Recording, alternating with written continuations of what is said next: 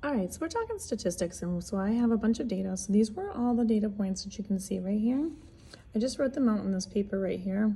These were the pages from the first video. These were all the calorie counts for all the different calories for candy bars. So we had already figured out that the median number of those candy bar calories was the median of 218. So there's 15 candy bars altogether. So when that happens and you have one number, which is the median, if it's an odd number of numbers that you're looking at for data points. And so when you're looking at the upper quartile and the lower quartile, it's a little bit easier on those because if you have that one number in the middle, then you take the upper half of it, which is what we're doing for this upper quartile question, and we're just looking at the numbers above that median number. So in this case, we have these numbers right here. So we find the median of the upper quartile. So if I'm looking at the median of the upper quartile, we've got 7 numbers total, 3 numbers below it, 3 numbers above it. The middle number right here is 232. So this right here is going to be your upper quartile number. And then the lower quartile number is the lower half of the numbers under the median.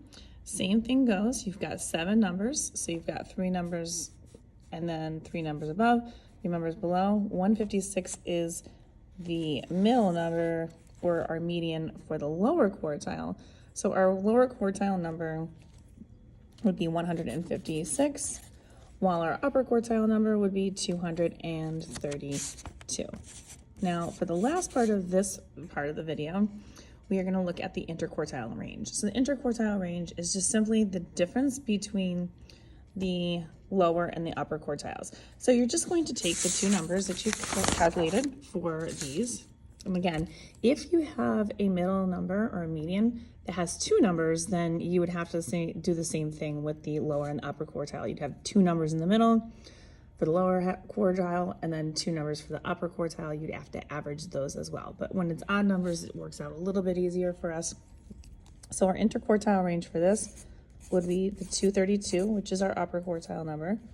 We will subtract our lower quartile number from that. And when we do that, we get a total of 76 for our interquartile range. And that is all you have to do for upper, lower, and interquartile ranges.